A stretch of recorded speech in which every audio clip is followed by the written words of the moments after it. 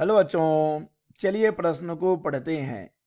प्रकाशिकी के प्रयोग में वस्तु पिंड की स्थिति नियत रखकर एक छात्र उत्तल लेंस की स्थिति बदलता है तथा प्रत्येक स्थिति के लिए वस्तु पिंड का स्पष्ट प्रतिबिंब प्राप्त करने के लिए पर्दे को समायोजित करता है। लेंस से वस्तु पिंड की दूरी u तथा प्रतिबिंब की दूरी v के लिए दोनों अक्षों पर एक ही पैमाना मानकर ग्राफ खींचता है। मूल बिंदु से जाने वाली तथा अक्ष से 45 डिग्री बनाने वाली ऋजु रेखा प्रायोगिक वक्र से बिंदु P पर मिलती है। P के निर्देशांक होंगे, दिए गए विकल्प हैं A 4F, B 2F, 2F, C F/2, F/2 या फिर D F। चलिए सबसे पहले हम लिख लेंगे मूल अवधारणा जिस पर कि यह प्रश्न आधारित है। बच्चों, यह प्रश्न आधारित है लेंस पर और यहां पर हम बात करेंगे लेंस सूत्र की। लेंस सूत्र जो कि होता है 1/f बराबर 1/v माइनस 1/u। यहाँ पर f लेंस की फोकस दूरी है, v प्रतिबिंब की दूरी है और u है वस्तु की दूरी। बच्चों, हमें चिन्ह परिपाटी का भी ज्ञान होना चाहिए। मान लीजिए कि ये लेंस है, तो हम जानते हैं कि आपतित किरण की दिशा में नापी गई दूरियों को हम धनात्मक लेते हैं और आपतित किरण की विपरीत दिशा में नापी गई दूरियों को ऋणात्मक लिया जाता है। चलिए इस प्रश्न को हल करते हैं और देखते हैं कि इनमें से कौन सा सही विकल्प है। बच्चों, प्रश्न में दिया गया है कि प्रतिबिंब की दूरी v और वस्तु की दूरी u के बीच एक प्रायोगिक ग्राफ खींचा गया है। तो बच्चों, u और v के बीच जो प्रायोगिक ग्राफ खींचा गया होगा उस ग्राफ का समीकरण लेंस सूत्र के समीकरण के जैसा ही होगा, अर्थात 1/f बराबर 1/v माइनस 1/u। बच्चों, चूंकि दिया गया लेंस उत्तल लेंस है, हम जानते हैं उत्तल लेंस की फोकस दूरी धनात्मक ली जाती है और यहां पर वस्तु की दूरी, बच्चों वस्तु की दूरी तो हम ऋणात्मक ही लेते हैं क्योंकि हमने चिन्ह परिपाटी में समझा है कि आपतित किरण के विपरीत दिशा में नापी गई दूरियों को हम ऋणात्मक लेते हैं और वस्तु को सदैव बाईं ओर रखा जाता है और उसकी दूरी सदैव ऋणात्मक ली जाती है।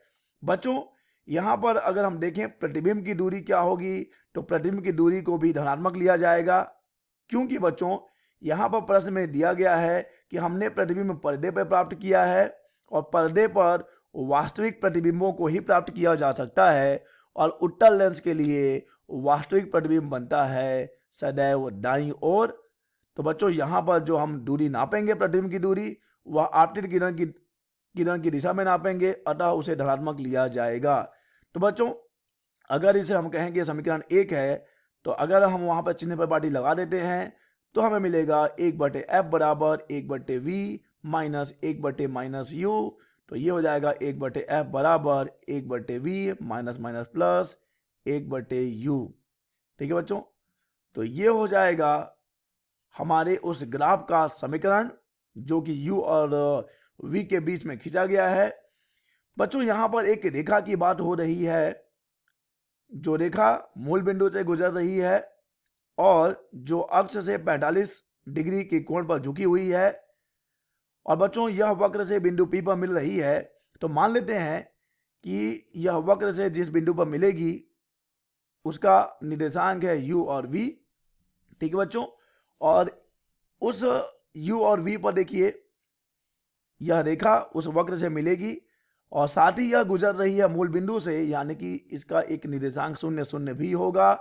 और बच्चों यहाँ पर 45 डिग्री के कोण पर झुका हुआ है, तो अगर हम देखें कि इसका स्लोप यानी कि ढाल कितना होगा, तो हम जानते हैं बच्चों ढाल यानी कि m बराबर होता है tan थीटा, जो कि यहाँ पर है tan 45, यानी यहाँ पे m बराबर हो जाएगा 1।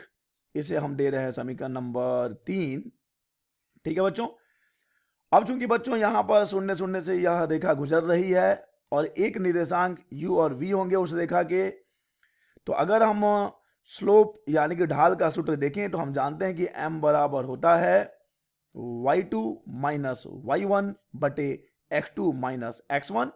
तो यहां से हम m बराबर अगर निकालते हैं तो हमें मिलेगा v माइनस ओ बटे u माइनस ओ, अर्थात बच्चों यहां से हमें m बराबर मिल जाएगा v बटे u, v बटे u। ठीक है बच्चों, और हम देख पा रहे हैं कि m का मान तो 1 है, तो यहां से हमें मिल जाएगा v बटे u बराबर 1, अर्थात v बराबर u, v बराबर u। हम इसे दे देते हैं समीकरण नंबर 4। अब देखिए बच्चों, चूंकि बिंदु P पर हमारी रेखा हमारे उस प्रायोगिक ग्राफ को काट दी है या प्रायोगिक वक्र को काट दी है, तो अगर हम समीकरण 4 और समीकरण नंबर, हमारे पास समीकरण नंबर 1 है, इसे हल करते हैं बच्चों, तो हमें मिल जाएगा हमारा वह निर्देशांक, बिंदु P का निर्देशांक जिसे हमें ज्ञात करना है। तो चलिए हल कर लेते हैं। ठीक है बच्चों, तो यहाँ पे हम देख सकते हैं कि हमारे पास समीकरण 1 जो मिला है, समीकरण 1, अच्छा ये समीकरण 1 है, तो बच्चों ये समीकरण नंबर 2 होगा, और 2 के बाद हमने समीकरण 3 और ये समीकरण नंबर 4 यहाँ पर। तो बच्चों जब हम मान रखेंगे, चलिए मान रखते हैं, हम देख पा रहे हैं कि v u के बराबर है, तो जब इस मान को हम समीकरण नंबर 1 में रखेंगे बच्चों तो हमें मिल जाएगा 1 बटे u प्लस 1 बटे u। चूंकि बच्चों v और u दोनों बराबर ही हैं, तो 1 बटे u प्लस 1 बटे u बराबर मिल रहा है 1 बटे f, यानी 2 बटे u बराबर मिलेगा 1 बटे f।